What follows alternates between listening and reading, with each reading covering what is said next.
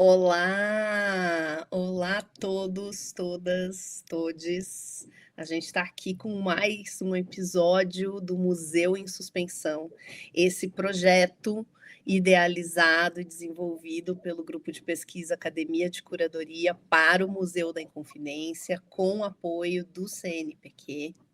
E hoje é com grande alegria que a gente traz aqui o Guilherme Bretas, um Oi. jovem artista mas que já tem produzido trabalhos de impacto e tem obtido reconhecimento aqui, tanto no cenário brasileiro como internacional, e que nós acompanhamos na Academia de Curadoria há alguns anos, né? Então, Desde que ele começou as suas primeiras apresentações utilizando IA para trabalhar com acervos históricos. Por isso que o Guilherme é um dos nossos convidados aqui no projeto Museu em Suspensão, para pensar conosco como a inteligência artificial, mas também o digital em si, a própria cultura digital, podem trazer, né? Como o que podem trazer para um museu de coleção histórica, para um museu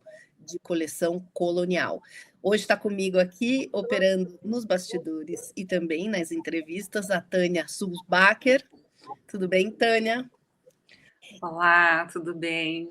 Bretas, muito bem-vindo. É uma alegria obrigado. ter você aqui conosco. Certamente vai ser muito proveitosa aqui a nossa conversa. Muito obrigada aqui pela disponibilidade.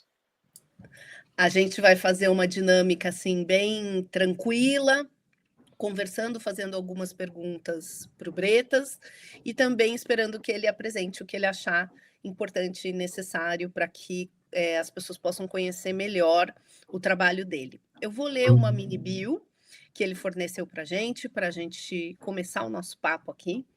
Então, Guilherme Bretas é artista visual e arquiteto. Ele é graduando pela FAUSP, que é a Faculdade de Arquitetura e Urbanismo da Universidade de São Paulo, e na sua pesquisa investiga representação negra na fotografia, se utilizando de inteligência artificial para intervir em retratos e acervos históricos.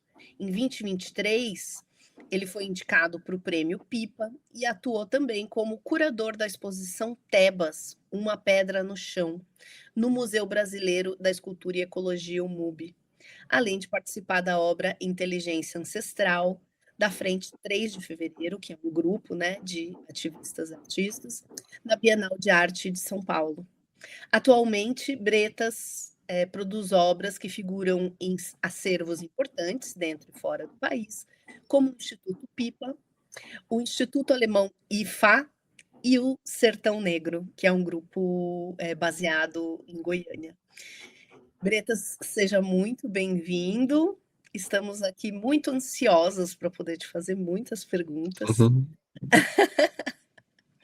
Demais, pô. Ana, eu que agradeço muito o convite, a recepção, você e a Tânia, para falar desse tema que é tão caro para mim, assim, né? Que e também é isso, tipo, abrir esse espaço para a gente ter esse momento de diálogo e voz, né, porque nem sempre os artistas conseguem fazer esse intermédio, né, entre a própria obra e ter esse espaço. Acho que vocês estão fazendo aqui é muito importante, mesmo para o registro desse pensamento, né, do que se pesquisa hoje em dia, do que se pensa hoje em dia sobre inteligência artificial e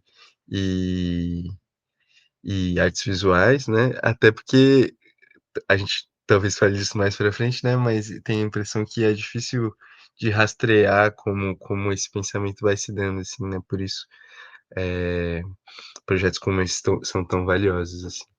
Enfim, obrigado pelo convite, vocês 2. Só posso te agradecer e já vou de pronto te pedir para você explicar um pouco como que você começou a trabalhar, né, com inteligência artificial na sua produção artística, Uhum. explicar um pouco para os públicos, como que essa produção se estabelece, né, quais são as questões que você mobiliza aí. Massa. Pô, é muito legal fazer, né, tipo, essa coisa em retrospecto, assim, e pensar um pouco a própria trajetória de pesquisa. Porque é aí que eu vejo, Ana, que pesquisa não é uma coisa que nasce do nada, assim, né? Tipo, demora um tempo para a coisa ganhar uma envergadura, assim, né? E a gente poder, justamente, assim, se debruçar sobre o mesmo tema durante várias vezes, assim, né? Ganhar alguma experiência sobre isso. Eu comecei a pesquisar inteligência artificial e retratística negra, assim, né? Esses sentidos que a memória, o registro da memória negra através da fotografia pode ter em 2020. A gente, eh, e aí aconteceram duas coisas contemporâneas. Uma é o projeto de pesquisa Demorumenta, que é um projeto da professora Gisele Bürgermann, ligado ao design lá na FAO. Eh, A gente, nesse projeto em 2020, trabalhou com o acervo do Museu Paulista, que também é ligado à USP, e comecei a pesquisar fotografia por esse lado. E uma inquietação que eu vi nesse mesmo ano, com o acesso que a gente tem às fotografias de pessoas pretas, né, tipo, do século XIX. Nomeadamente, assim, o site Brasiliana Fotografia, as pesquisas que eu fiz individualmente no site Brasiliana Fotografia. Esses dois pontos me levaram para dois acervos. Um é o acervo do Augusto Militão, que está hoje em dia digitalizado no Museu Paulista, né? E também nessa época o que aconteceu foi o seguinte, né, que o Museu Paulista estava fazendo a disponibilização desses materiais via Wikimedia Commons, que para quem não sabe é a plataforma do Wikipedia para imagens, né, e documentos. O museu estava subindo esses arquivos e fez nos anos anteriores a digitalização disso. Dentro do projeto da Monumenta, a gente conseguiu acesso a esse acervo na íntegra, assim, né? Eh, e foi muito especial, porque o projeto estava trabalhando justamente com como um pouco a discussão que a gente está tendo aqui, né, também, de como esse museu, eh, lida com o próprio acervo digital, como que é esse acervo em imagem, né, em arquivo, fora do acervo material, assim, né. O projeto de Monumento trabalhou com isso ao longo do tempo. Dentro dentro desse um ano, o projeto ficou trabalhando com esse acervo do Museu Paulista, e dentro do acervo do Museu Paulista tem um acervo do Augusto Militão, que é um fotógrafo daqui de São Paulo, né, da década de 1860, 1870. Ele viveu acho que até 1910, mas o estúdio dele funcionou isso nas décadas de 60 e 70 do século XIX aqui em São Paulo. E é doido porque o Augusto Militão, ele tem muita, a gente encontra muitas informações de pesquisa mesmo sobre ele no campo da fotografia de arquitetura, né. No campo, ele tem um álbum que chama Álbum Comparativo da Cidade de São Paulo, onde ele fotografou várias ruas da cidade na década de 1860 e depois na década de 1880, e essas fotografias circulam muito, é o que a gente usa, geralmente para falar sobre a cidade nessa época, assim, né, 1860. Esses são os primeiros registros, a primeira geração de registros fotográficos que a gente tem. Só que o Augusto Militão tinha um estúdio também, isso pouca gente, tá antenado nisso. E esse estúdio tem mais de 12.000 fotografias, né. Na verdade, das 13.000 fotos que tem do Augusto Militão lá no Museu Paulista, 12.000 são fotografias desse estúdio. E são, em sua gigante maioria, retratos, assim, retratos individuais, geralmente. E aí, eh, eu fui cavucar nesse acervo, assim, né, basicamente era isso, uma grande pasta no Drive, né, com um monte de fotografias, com 12.000 fotografias. E ao longo desse acervo, com uma escala muito grande, assim, né, eu fui salvando no meu computador mesmo as fotografias que tinham retratos de pessoas negras, assim, né.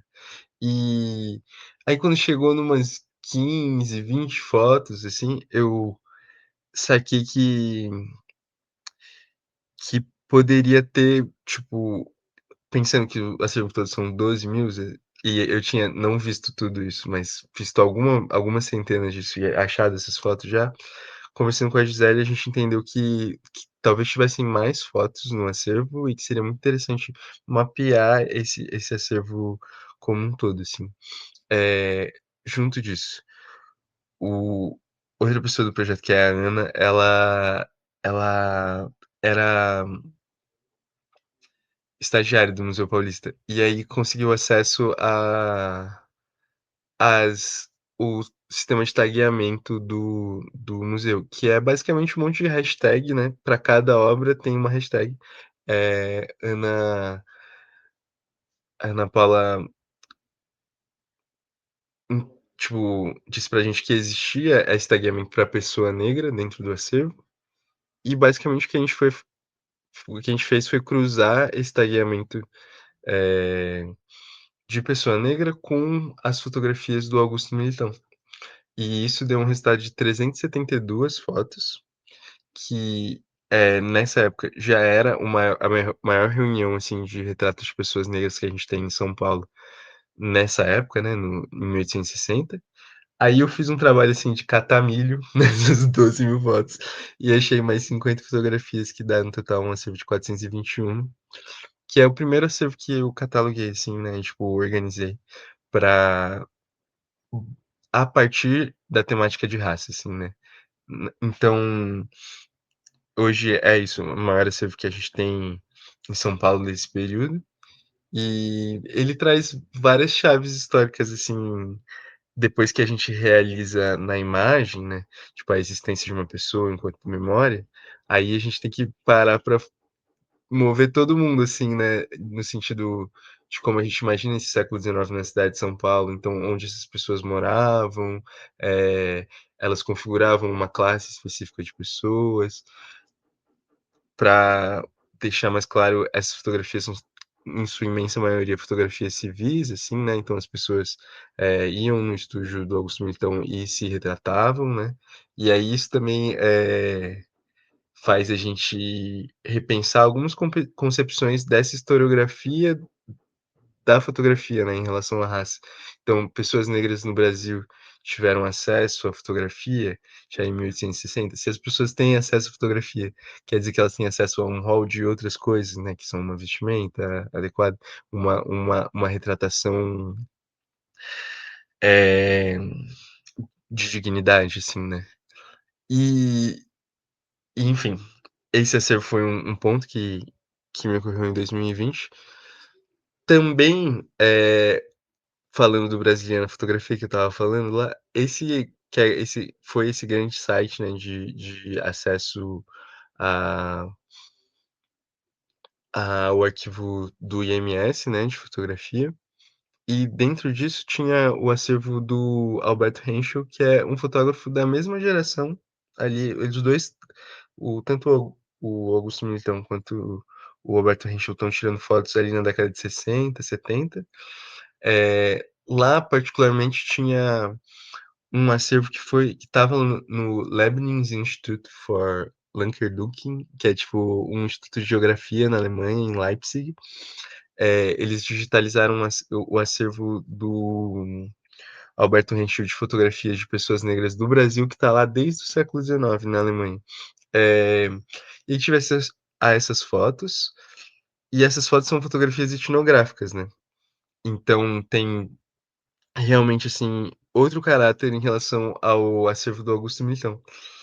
Só que, são contemporâneos, né, então dava para fazer essa comparação de pensar nos vários tipos de acesso à fotografia que essas pessoas tinham. E, bom, bem nesse meio tempo que eu estava pesquisando essas coisas, muito também por estar pesquisando meu acervo familiar, que esse ano voltou a ser, tipo, muito importante na minha produção, tá aqui o cartaz da minha obra, Família de Consideração, que estava exposta até semana passada lá na Galeria Verve, aqui no centro de São Paulo, e que tem a ver justamente com esse acervo familiar. Mas eu estava pesquisando tudo isso, esses 2 acervos, o meu próprio, e no meio tempo disso, começou a sair os primeiros algoritmos de deepfake, assim, né. Nomeadamente, um algoritmo específico chama ui, deixa eu só tirar o som do site aqui. Um algoritmo que chama First Order Model for Image Animation, que é FOM, em abreviação assim, que é o primeiro algoritmo de deepfake, eh, que que saiu, assim. Deepfake é um termão, assim, né, posso falar melhor sobre isso depois, um termo meio guarda-chuva para várias técnicas de animação com inteligência artificial. Esse foi um dos primeiros algoritmos que permitia uma pessoa subir um vídeo do próprio rosto e animar uma fotografia a partir desse vídeo, né, ou do vídeo de rosto de outra pessoa, enfim. E e, animar esses registros estáticos, assim. Muito por conta, assim, das discussões com Gisele dentro da minha orientação no Demorumenta, a gente começou a discutir muito baseado no que a Ariela Azoulay trabalha eh, sobre o colonialismo nas imagens, né, tipo, essa colonização do imaginário a partir as formações, o tipo de o que que é essa imagem fotográfica que vai se criando, assim, e como está atrelado ao colonialismo, a gente começou a pensar, como o deepfake para fotografias, né, para essas fotografias antigas, era também um jeito de intervir nessa memória. Aí, enfim, a gente entrou numa questão se isso era, se essa intervenção era necessariamente ruim ou não, assim, né. E dentro desse o que eu acho que eu pude fazer, assim, eh, como contribuição para essa discussão na época, foi pensar que no sentido racializado, né, da fotografia de representação negra, a gente não tem vídeos dessas pessoas, assim, né, a gente não tem, um tipo, esses registros históricos, às vezes e poucas pessoas têm essas imagens na cabeça, assim, né. Quando eu vi as fotografias do Alberto Henschel pela primeira vez, assim, me liguei aí que descobri que não tinha visto imagens de pessoas negras no século XIX ainda, retratadas, assim, de uma maneira digna, eh, que tinha visto outras imagens, assim, né, onde as pessoas não necessariamente aparecem como indivíduos, mas sim como objetos, como, lugares de serviço, assim, né. Então, entendi que esse campo do que era possível intervir nessas fotografias era um campo de fabulação importante, assim, que o fake do deepfake podia ser o fake da fabulação, assim, né. E isso abria um precedente para intervir nessas fotografias de maneira a dignificar esses retratos, assim, né, a tipo a humanizar essas pessoas que foram retratadas, porque o que a fotografia etnográfica faz é um processo de desumanização, né, de objetificação desses corpos, assim. Então, quando quando a gente está pensando essa fotografia do século XIX, ela é muito dirigida, assim. Ela tipo, a direção desse fotógrafo, a luz, a iluminação, ela é muitas vezes bem, autoritária, se a gente quiser, né. E se a gente está pensando num contexto onde a escravidão ainda é um sistema legal vigente, assim, né, isso e esse corpo do fotógrafo é um corpo branco dirigindo um corpo negro numa, situação nesse contexto social, quer dizer que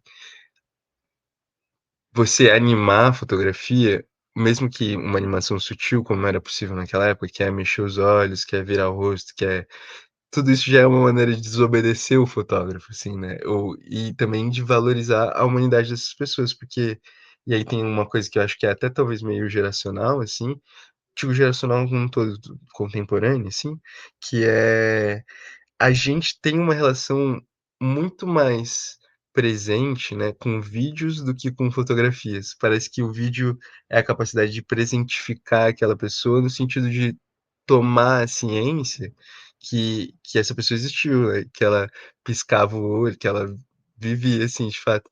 Então, daí a conceituação que surgiu, assim, sobre fabulação, sobre essa fabulação do fake, que é aquela quando eu faço uma animação de um retrato, né, aquilo não é uma gravação da pessoa, tipo, ela nunca piscou o olho daquele jeito, nunca mexeu o rosto daquele jeito, mas esse fake nos ajuda a dar medida palpável de uma coisa que é bem real, de uma memória sobre essa pessoa, assim, né. Nesse sentido, é um exercício de memória, que foi o termo que eu conceituei a partir dessa intervenção, assim. Então, quando falo que, uso inteligência artificial para intervir nessas imagens históricas, estou pensando isso como um exercício de memória, assim, né, essa capacidade de fabulação que a gente pode e dar concretude à memória dessas pessoas, assim.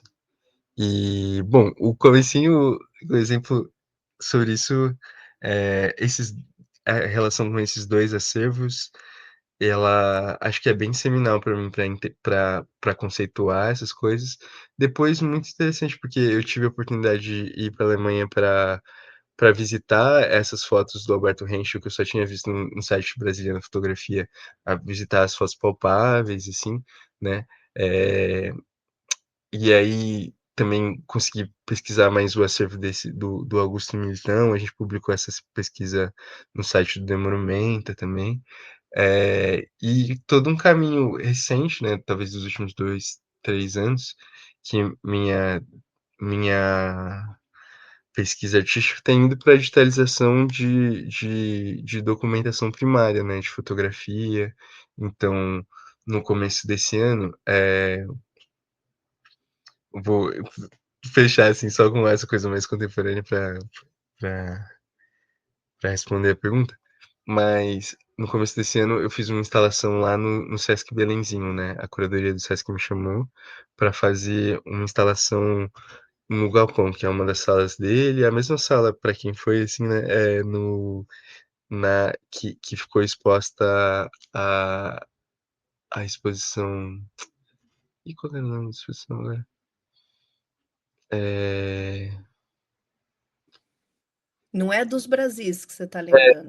Brasis, na mesma sala onde ficou a dos Brasis, é exatamente o galpão lá do Sesc, que é esse espaço na rua central do Sesc Belenzinho, eles me chamaram para ocupar lá e fazer uma instalação de vídeo.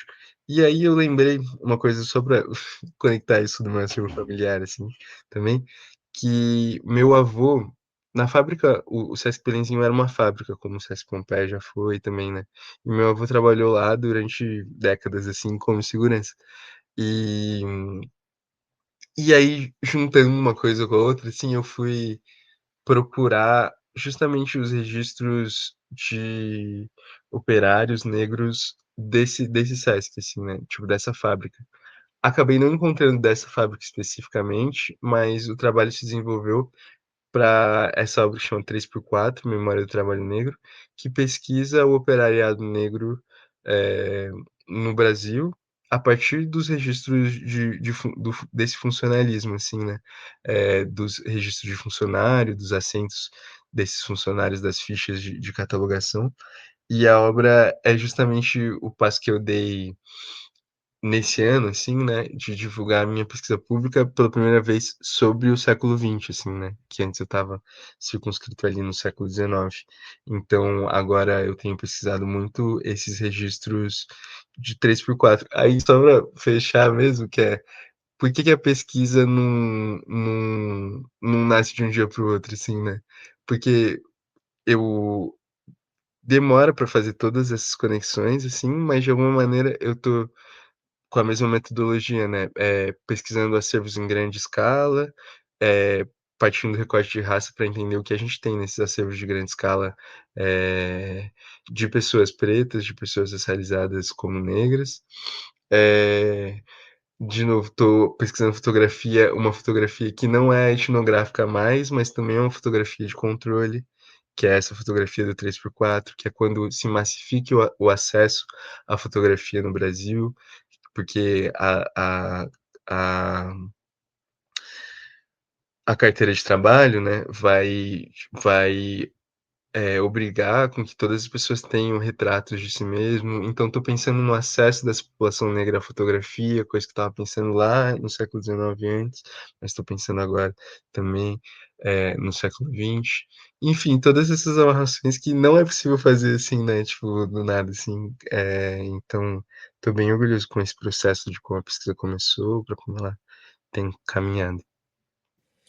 Ah, incrível como você conta, e assim, a facilidade que você tem também em ir com isso, né, retomando os termos, os conceitos, né.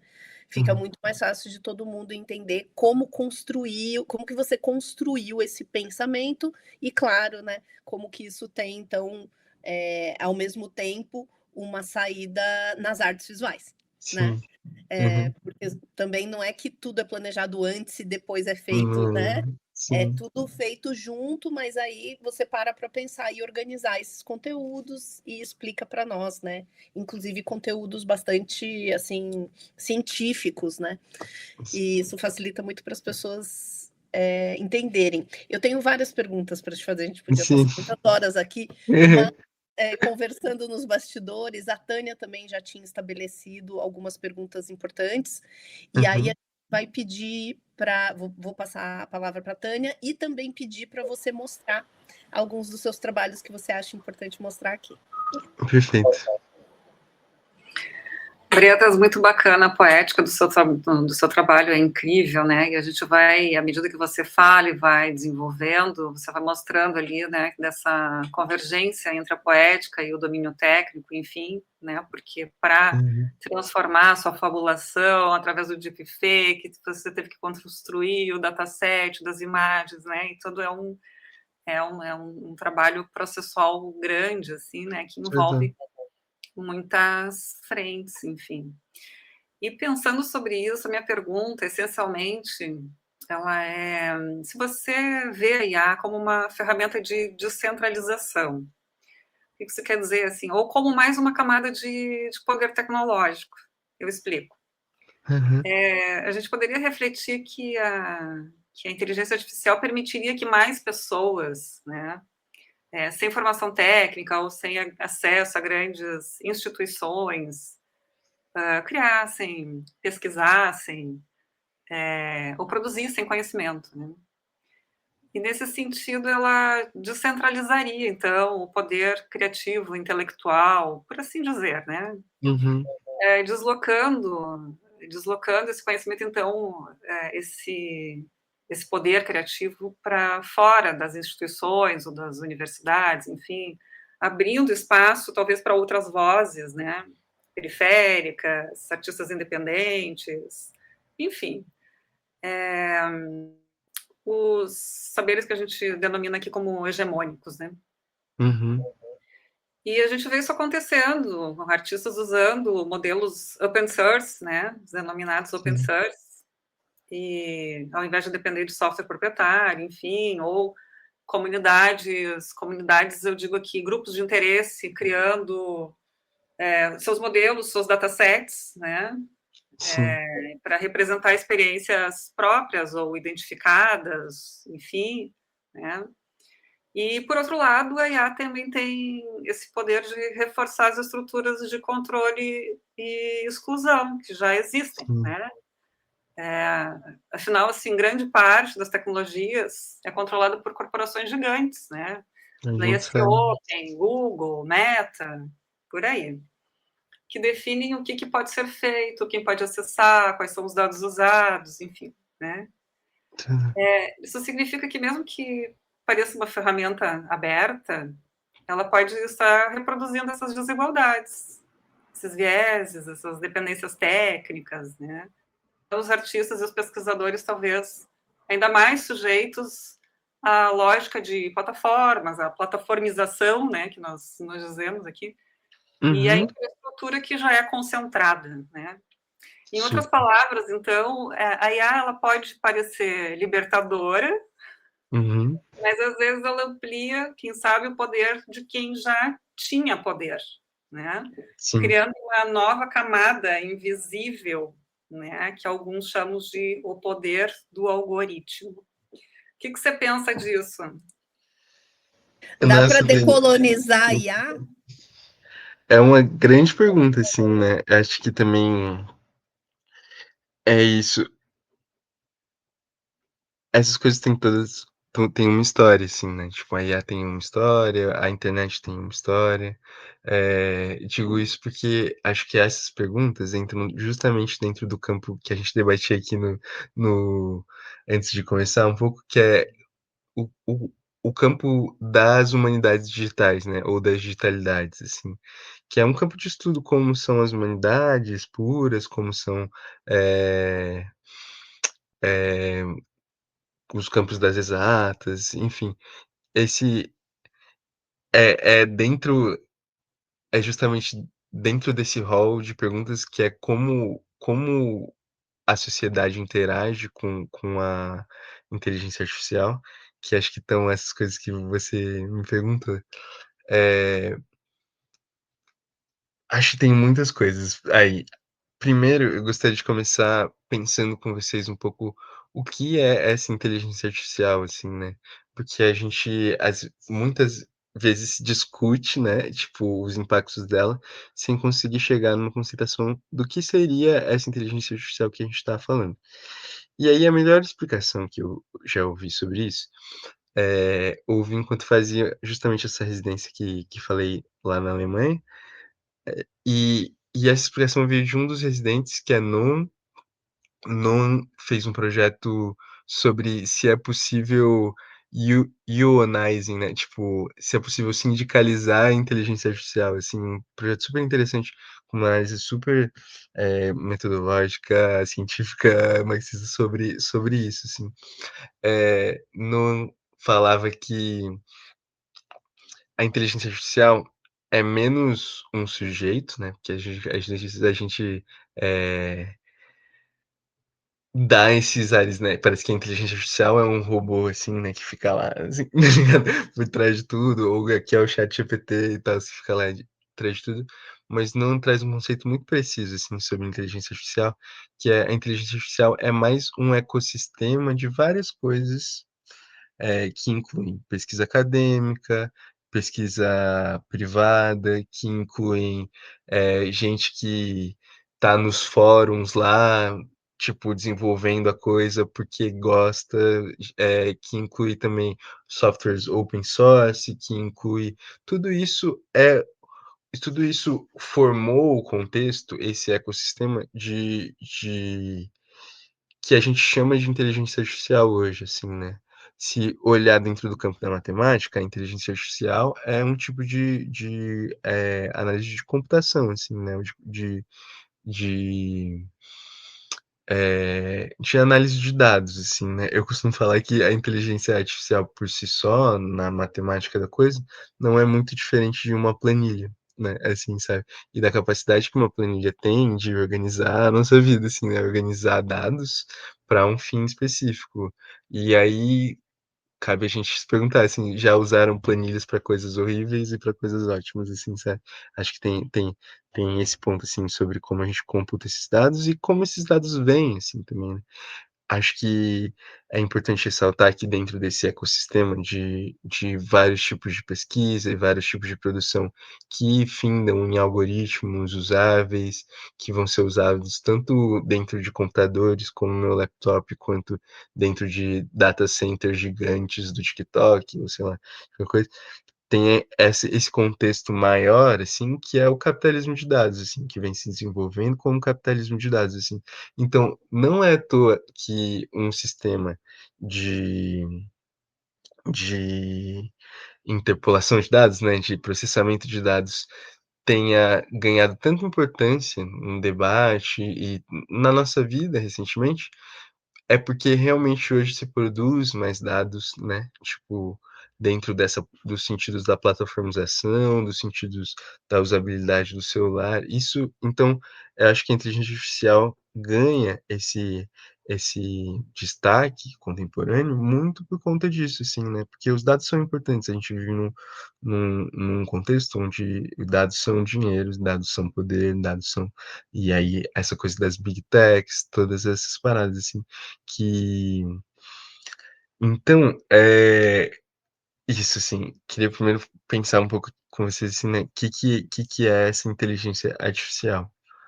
Agora, o que pode o artista fazer perante a isso, assim, né? Acho que é isso. É muito difícil pensar que a arte possa resolver todos esses problemas, assim, né? Inclusive o fato que a inteligência artificial, a dita inteligência artificial, mas que na verdade são os data centers em si, né, polui mais, entendeu? Aí a gente vai com essa conceituação de inteligência artificial, vai chegando, eu acho que nos verdadeiros culpados, assim, sabe? Para de ser esse robozinho que parece que é do mal e tá destruindo o mundo, e e vira mais uma coisa assim, se o ChatGPT gasta água, né, e se esses data centers gastam água, quer dizer, tem uma empresa que é a OpenAI, que é dona desse ChatGPT e deveria, na minha concepção, se responsabilizar sobre, tipo, esse gasto de água, assim. Deixa de ser a inteligência artificial polui mais e passa a ser assim, putz, acho que a gente precisa penalizar, regulamentar essas empresas, assim, né. Isso é importante. Agora, a mesma coisa para questões, tipo, de como essa IA está sendo programada, assim, né. Se alguém fala, por exemplo, que a inteligência artificial é racista, quer dizer o que isso quer dizer? Se a gente pensa que é o robozinho lá do mal, sei lá, do Vingadores, aí é uma coisa. Mas se a gente entende que a inteligência artificial são esses vários contextos, assim, a gente para pra perguntar onde esse racismo entra na cadeia de produção desses algoritmos, assim, né. E aí, muitas vezes, não sempre, mas muitas vezes, isso tá, de novo, nos dados, né, no datasets que esses algoritmos fazem, né, que esses algoritmos são treinados em. Porque, para resumir, uma inteligência artificial é baseada em uma série de dados, e aí esses dados podem ser fotografias, podem ser dados planilhados mesmo, podem ser um monte de número, pode ser um monte de coisa.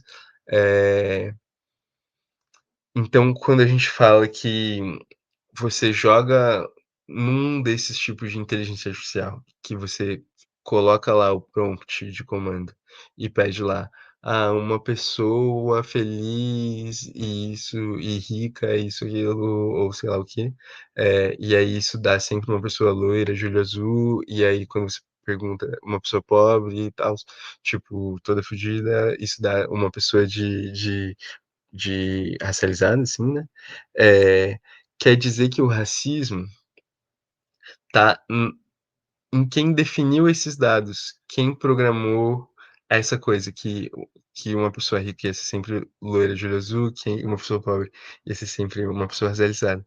Então, tipo, parece que, de novo, a gente sai do culpado, grande culpado, inteligência artificial subjetivada, e vai para putz, parece-me que esse programador que definiu esse dataset, pensou a partir de como se só pessoas brancas fossem usar esse software, como se e aí tem uma frase que eu acho seminal, assim, para entender todo esse campo de estudos, que é uma frase da Joy Buolamwini, que é uma pesquisadora do MIT, que pesquisa dentro do Media Lab. Ela vai falar isso, assim, que a gente fala de inteligência artificial sempre para o futuro, né, como se fosse uma coisa do futuro, como se fosse um alienígena que pousou aqui, assim, mas a inteligência artificial é baseada em dados, e dados são passado. Nesse sentido, eles vêm carregados de toda a nossa construção social mesmo, assim, né. E daí acho que a beleza desse campo de estudos, que é você, tipo, tem que se desdobrar e entender tanto a coisa, na sua matemática, assim, mas os desdobramentos sociais da coisa, assim, né. Nesse sentido, se uma pessoa racista monta um dataset para a criação de uma inteligência artificial, e ela traz essas concepções com você, muitas vezes camufladas com ela mesmo, eh, esse dataset vai ser invariavelmente racista, assim, porque vai fazer conexões que uma pessoa racista faria, assim. Então, Então isso, assim, aí voltando o que que o artista pode fazer em relação a isso, assim, são algumas coisas, eu acho, assim, não é possível, eh Bretas, a hã. oportunidade para você mostrar alguns trabalhos e dizer o Tá que o ótimo. artista Não, pode não, fazer com isso. total. Eu vou apresentar aqui pra falar um pouco, assim, do que tem, tipo, de como essas questões têm estado dentro da minha produção, assim, né,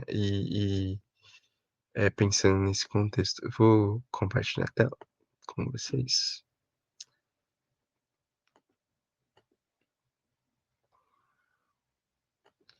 Deixa eu ver se eu acho aqui. Hum, queria começar mostrando esse trabalho que eu já falei do Sesc Belenzinho, que começou esse ano, né. Em fevereiro desse ano, estava com essa instalação, que é uma videoprojeção nessas vitrines da sala do galpão do Sesc Belenzinho. E nessa pesquisa a gente, eh, foi atrás desses arquivos, assim, né, dos arquivos de funcionários das empresas, eh, ligadas a essa empresa onde funcionava o Sesc Belenzinho, para saber onde estavam esses funcionários, assim, né, tipo, qual que é o rosto dessas pessoas. E aqui eu tenho pensado muito nesse sentido de isso, tipo, sentido de produção, assim, né, do que seria esse deepfake pra mim dentro da minha produção artística, né. Eh, falei tudo isso sobre o que inteligência artificial assim, né, ou talvez seja, muito porque me vem uma inquietação quando as pessoas discutem isso, com os termos que se escolheu para falar da inteligência artificial, e quem escolheu esses temas estava pensando no sentido de marketing dessa dessa marketing dessa tecnologia, assim, né, como se ela fosse justamente, um santo graal das tecnologias. O que eu tô falando é que eu parei de, por exemplo, falar das minhas obras como deepfake, por exemplo. Porque o deepfake é isso, é um termo que se convencionou a usar para falar desses algoritmos de animação com inteligência artificial. E esse fake também, além de ser o fake da fabulação possível, assim, também é o fake das fake news, assim, né. Ele é contemporâneo desse sentido de fake, assim, né. O deep vem porque muitos algoritmos de inteligência artificial têm esse prefixo deep, tem a ver com a história da inteligência artificial lá, o Deep Blue, um monte de papo, assim, que dá pra entrar sobre isso. Mas isso foi uma escolha, assim, né, conceituar a coisa como deepfake, dar esse nome, assim. Eu comecei a pensar no sentido de máscaras digitais. Muito nesse trabalho que fiz com a Frente 3 de Fevereiro, pra a Bienal de Artes, não essa que abriu agora, né, a edição anterior, porque lá a gente estava trabalhando justamente com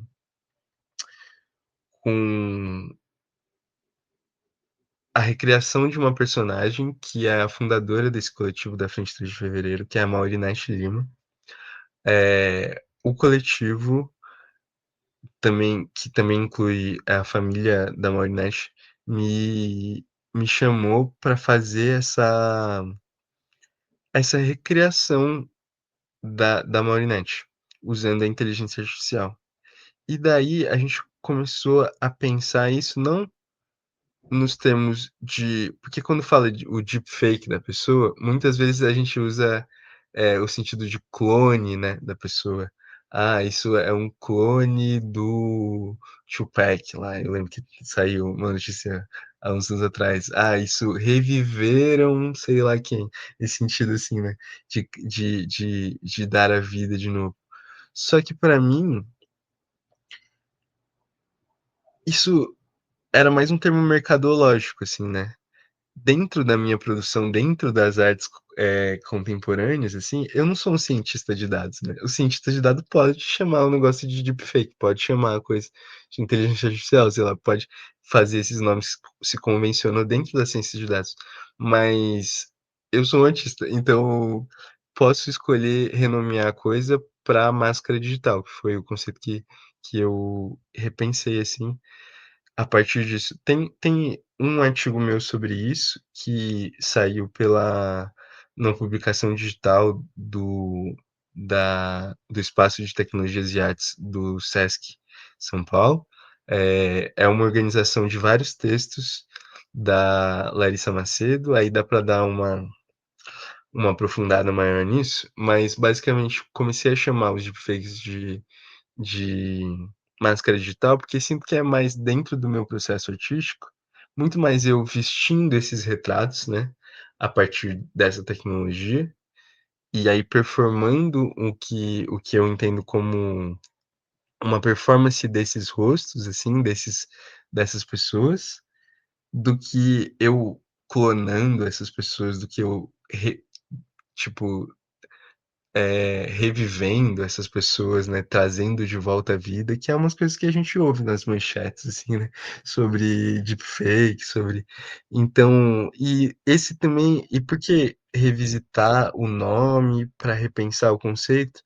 Muito para conseguir uma abordagem a esses retratos que eu estou pesquisando, digitalizando e disponibilizando junto das obras, uma abordagem que respeite a memória dessas pessoas, assim, né. E daí os nomes são importantes, eu acho, assim, sabe, como são os conceitos.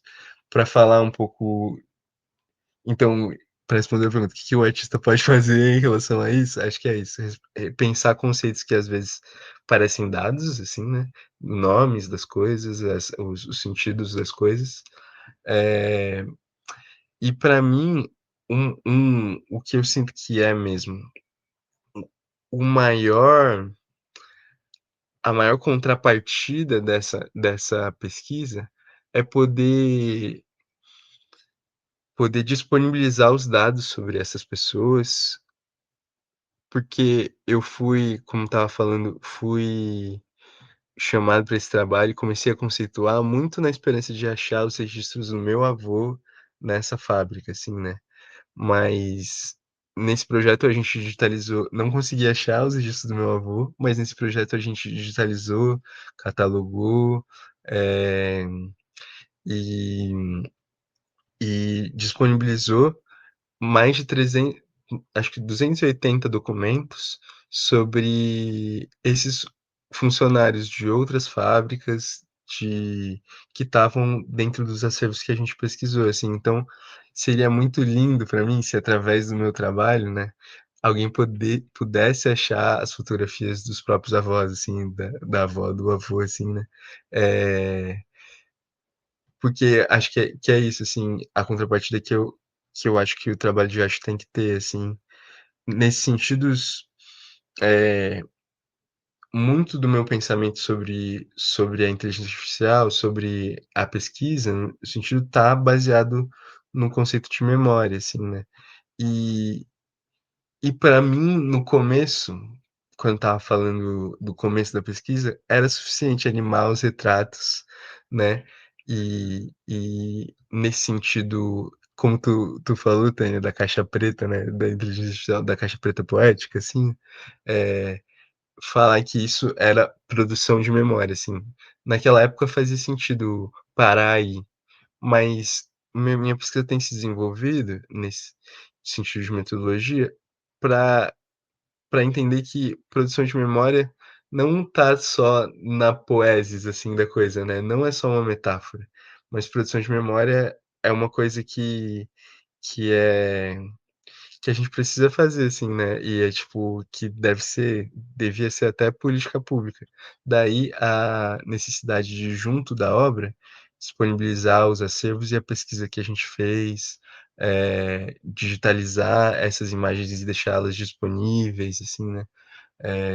Nesse caso desse trabalho, são retratos das décadas de 20, 30 e 40, de trabalhadores de fábricas ligadas ao mesmo setor da fábrica que era no Sesc Belenzinho, mas o trabalho tem dado esse salto, assim, né, de tipo, parecia que antes só a intervenção na fotografia era suficiente e agora eu preciso produzir memória efetivamente, assim, de maneira mais palpável que não só a poética, saca?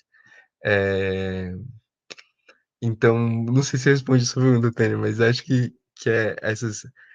Se é possível descolonizar a inteligência artificial, eu não sei, assim, mas porque ela tá dentro de um contexto bem colonizado, assim, no geral, não só é, falando de inteligência artificial, mas pensando nas digitalidades, pensando na nossa produção digital contemporânea no mundo ocidental hoje, sim.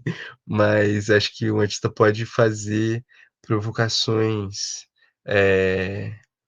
e daí o sentido de arte contemporânea mesmo, que eu acho que é o campo da dificuldade, assim, né? De tipo falar sobre coisas que a gente não sabe, coisas que a gente tá descobrindo ainda, assim, né? Enfim, aí sinto meu trabalho bem arte contemporânea nesse sentido. Bretas, antes da gente finalizar, muito bom estar aqui com você. A gente queria fazer uma última pergunta, Uhum, que é, e aí tem tudo a ver também com a sua primeira experiência de formação com o acervo do Museu Paulista, né? sim. O que que você acha, né, que o digital pode trazer para um museu como o Museu da Inconfidência, no qual você já expôs durante a Uhum. exposição Refundação, né, que aconteceu em 2024, se não me engano? 2024. Acho que é isso mesmo. Salvo engano. Sim. É, então, o que que o digital, a inteligência artificial, essas ferramentas, né, tecnológicas podem trazer para um museu como aquele, que é um museu com um acervo colonial, né, Uhum. mas que é um museu contemporâneo, porque às vezes a gente acha que o museu que tem um acervo colonial é também colonial, né, mas ele não é colonial, né, Não, ele não responde à necessariamente. contemporaneidade, né. Sim. Então, o que que isso pode trazer? Como que você vê como um artista, né? E eu acho que você falou Aham. uma coisa muito boa que eu sempre repito hoje em dia, Sim. né? Que é dizer o artista não tem que dar soluções, Aham. né, para as questões sociais, né? O artista ou a artista traz provocações, traz observações, aponta ou nem aponta, né? Apresenta, enfim, tem muitos outros verbos aí que são possíveis. Então, como artista, o que que você acha, né, que essas tecnologias podem trazer para um museu de acervo histórico? Sim. Pô, perfeito, Ana, assim, eu acho que se a gente for analisar, né, como essas digitalidades têm sido discutidas dentro do campo da museologia, acho que o ponto inicial disso é pensar que a digitalidade não é que ela é isso, não é necessariamente nem para o bem, nem para o mal, assim, né. Tipo, por exemplo, o argumento que se dá muitas vezes em museus de acervo histórico, aí sim, museus colonialíssimos, assim, como, né, tipo o British Museum, vários que se dá sobre o campo da digitalização das fotografias desses objetos do museu, é que essa digitalização serve de desculpa para esses museus não devolverem objetos a populações originárias, por exemplo. Então olha como a digitalização está sendo agenciada de maneira política, né, para manter uma colonialidade, assim, né. Agora é preciso pensar o que é possível fazer, né, tipo, com um sinal oposto, né, na digitalidade. Eu acho que é isso. Eh, Só o campo do digital não abandona todas as outras questões, assim, né. Se ele ajudar a um museu mais acessível, se ele ajudar a ter mais pesquisa nesse museu e a mais pessoas acessarem essa pesquisa, isso é massa, mas não necessariamente ele vai fazer isso, assim, né.